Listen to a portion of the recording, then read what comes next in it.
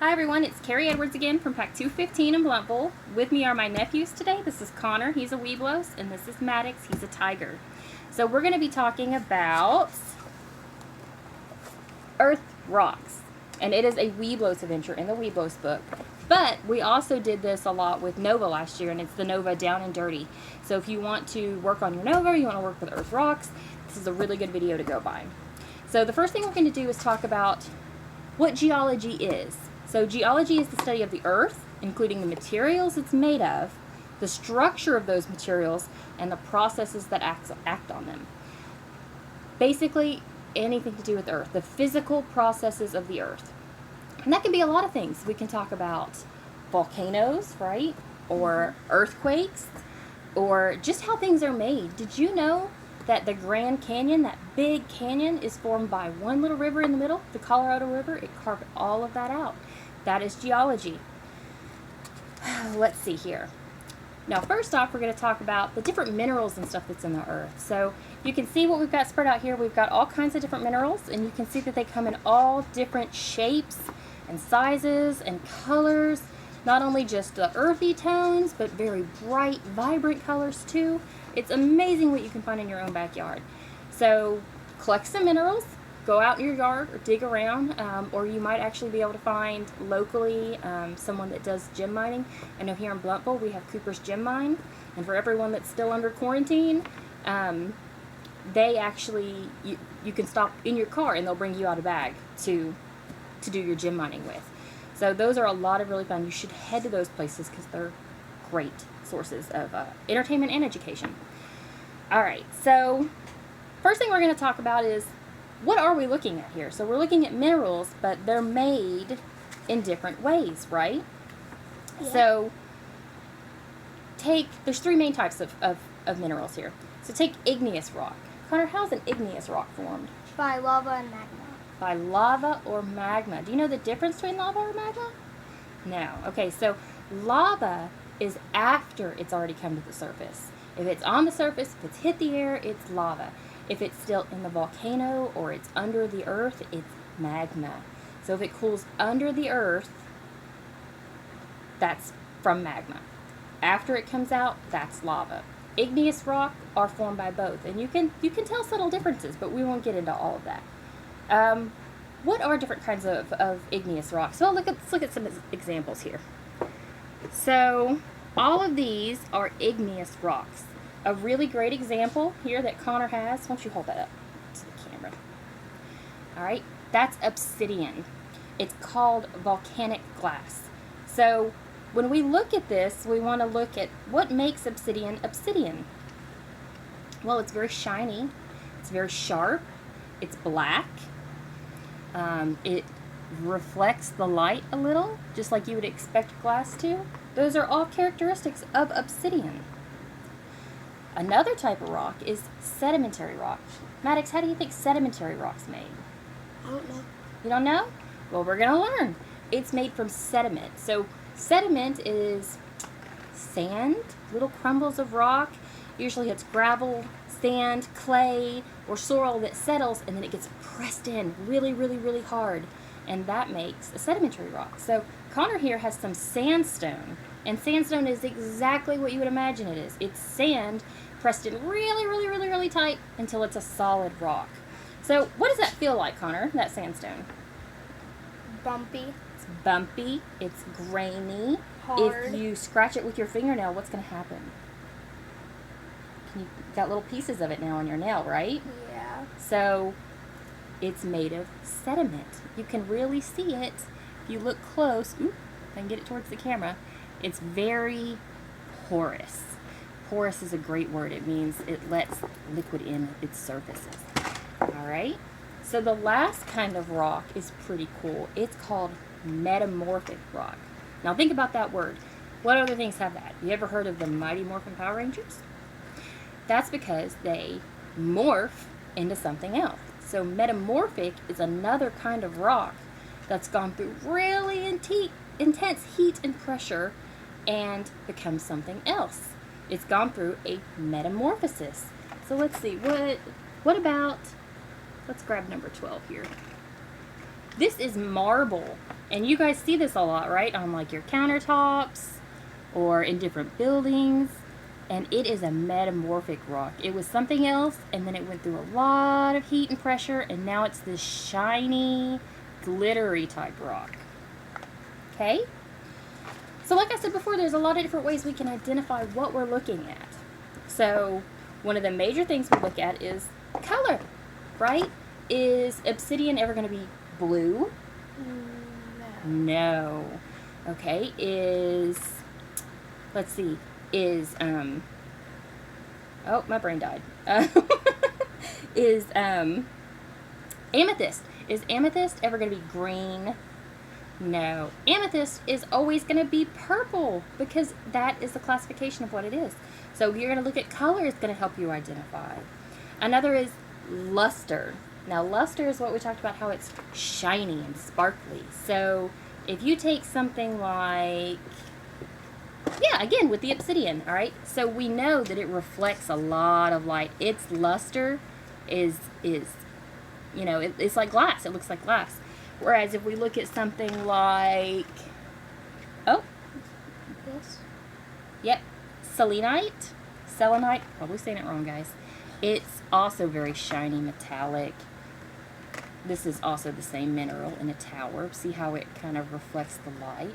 Or you might have something that's really glittery, like some quartz, or let's see, this is some schist. Schist is really sparkly. It has a very unique tone to it. So you're going to look at the luster of something. Another thing is the cleavage test. You want to see how it breaks. Now, something you might not know, we're going to stay with obsidian, I guess, is they actually used obsidian to make arrowheads and weapons. The Indians did a long time ago, because if you break it, it's going to cleave really fine and it's going to be very sharp, like glass. Other things will just crumble. If you take talc and you try and break it in half, talc, it's in baby powder a lot. It's very soft and it's just going to fall apart in your hands. Okay? We can also do a hardness test. Hardness of a mineral is determined by something we call the Mohs scale of hardness.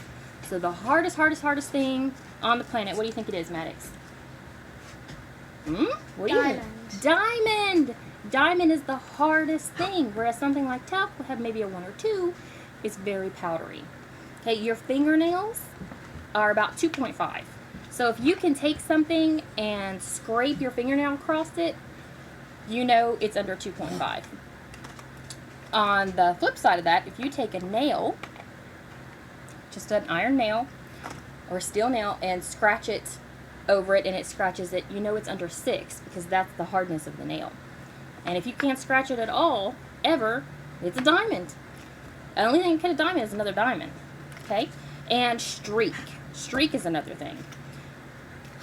Take this mineral, okay? This is called pyrite. What does that look like to you? What color is it? Silver. It's kind of silvery yellow. What does that look like to you, Maddox? What do you think that could be? If you didn't know it was pyrite. It looks a lot like gold. So a very common mistake during the gold rush was people would find this and they would think, oh my gosh, I've got gold. So you could get like a whole bag of pyrite like this, and you think that you're rich, right? Well, that's how it got its nickname. It's called fool's gold. So if you strike regular gold, you're going to get white or clear. Now strike that against that plate. Just rub it against it. What color is that? Black. It's black or very dark gray. That's how you can tell the difference. It also has a different form, but if you've never seen gold before, you maybe wouldn't know. So that's fool's gold, pyrite. It has a different streak. So if we put gold and pyrite together, we would know what the difference is, because pyrite streaks a different color than gold. Okay? Let's see what else we got here. Let's try and guess. So we're going to take a list like this one. Okay, I have this really nifty little kit, and in this kit we've got this great list of everything that's in there. What color it is, its composition, its description, and I believe in this one, this is even better. So this has your hardness, what it's going to streak, what color it is. So let's see. Let's grab... You to pick one, Connor. Pick one that you don't know already. Okay. What color is that? White and black. It's white and black. All right. What can you tell me about its luster? It's a little shiny. It's a little shiny. It's not really, really shiny. It's kind of dull, but it does have little pieces in there that catch the light. All right. What about its streak? What color streak does that make? White or not, or a really faint white. Doesn't really. Maybe white. Okay. All right. Hardness. Can you scratch that with your fingernail? It's hard to. It's hard to. Okay. What about with the nail? With the actual nail? Can you scratch it? Run it across the top and see if it catches.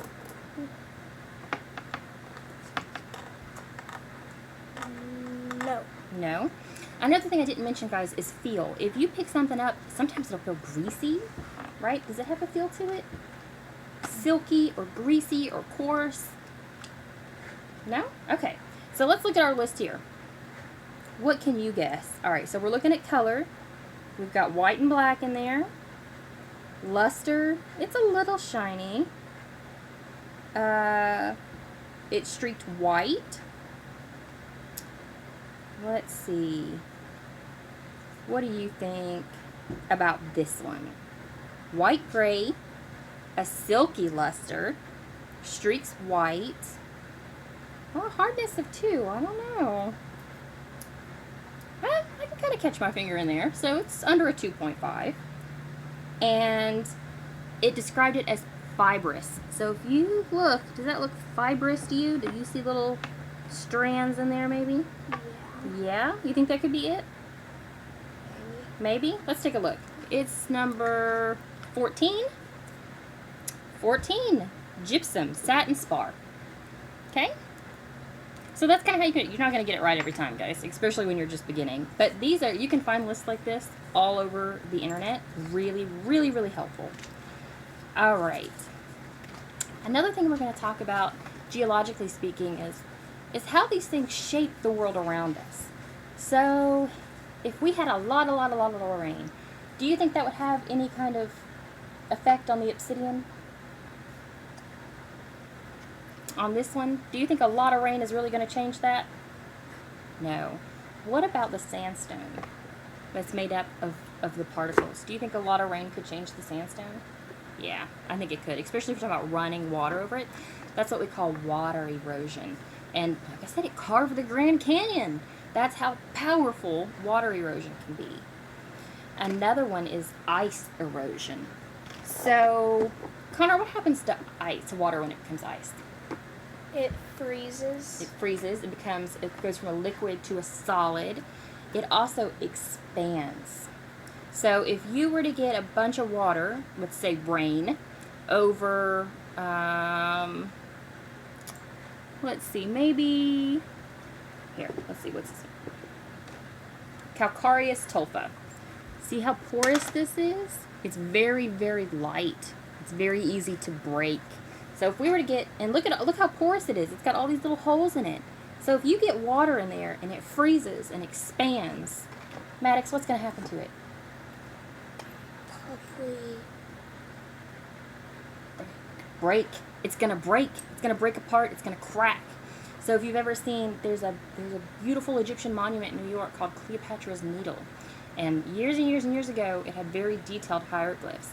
Well, because New York can get so cold in the winter, it had erosion, particularly ice erosion, because when the water would get in those hieroglyphs and freeze, it would chip away and break apart. So it's a lot smoother now. What do you think wind could do? it could blow the little particles off Blow the little particles off? the It- minerals. Definitely, if you're looking at a place that has a lot of loose soil or sand, wind could change the whole landscape. Do you think the desert ever looks exactly the same with all that sand? Mm-mm.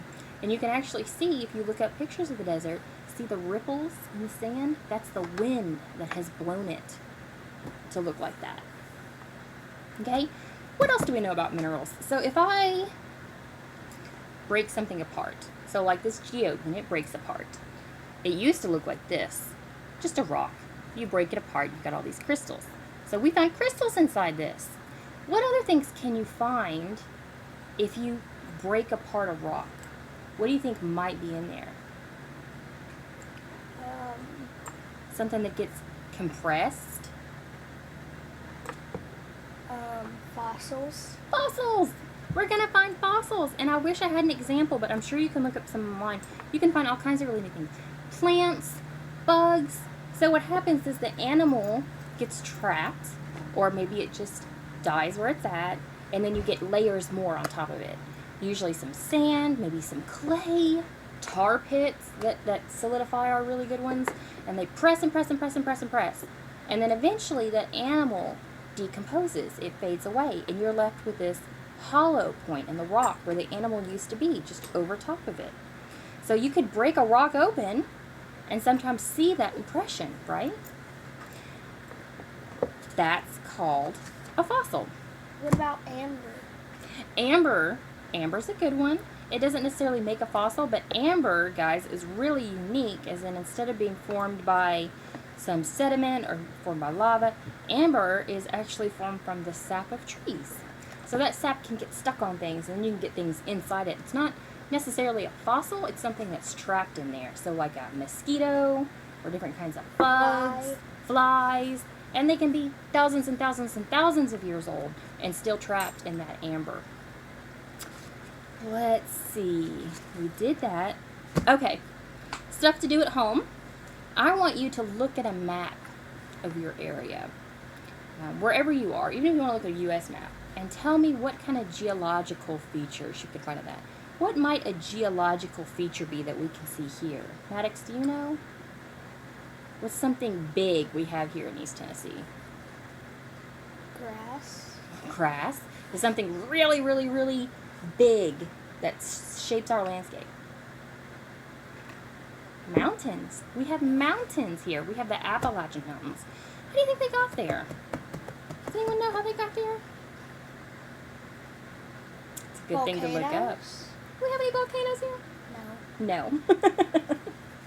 But we do have, there are things called tectonic plates which move around the earth, and sometimes when those plates push up against each other, you get mountains. So we have smaller mountains here in the Appalachia, or you can look at Sierra Nevada have very spiky mountains, and it's really cool to see how those things have formed. The Appalachian Mountains are an older range, so they have really been worn down and they're very round. You can also see, like I said, things with the Grand Canyon where you can see the water erosion, or where streams have cut paths in between the mountains.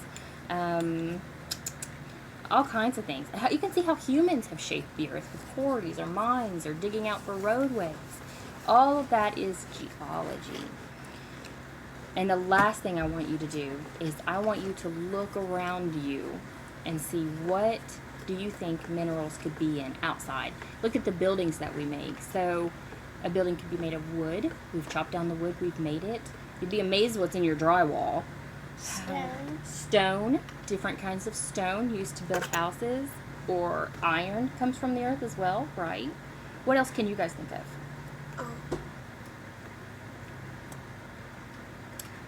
What about, oh, sorry, countertops. Look at your countertops.